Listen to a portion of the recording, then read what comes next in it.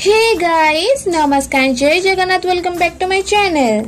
It's Mishti here. So आज रात के डिनर के लिए my mummy has made something super delicious and totally desi. Honestly menu देखकर ही मेरे मुंह से पानी आ गया है। Let me show you what's on my plate tonight. Look at this. सबसे पहले we have everyone's absolute favourite गर्मा गर्म बीड़ी पिठा और इसके साथ कॉम्बो बनता है क्रिस्पी आलू भाजी। नेक्स्ट ऑफ पिठा के साथ एंजॉय करने के लिए वी हैव दिस अमेजिंग चना मसाला एंड उसके साइड में है पोटल कसा।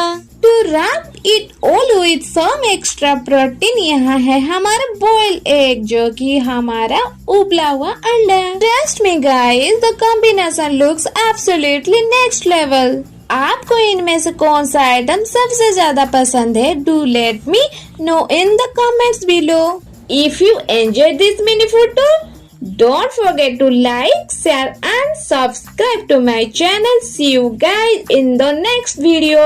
Bye, love you all. जय जगन्नाथ।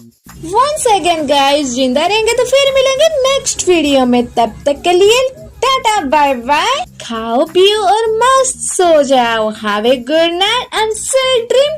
Take care.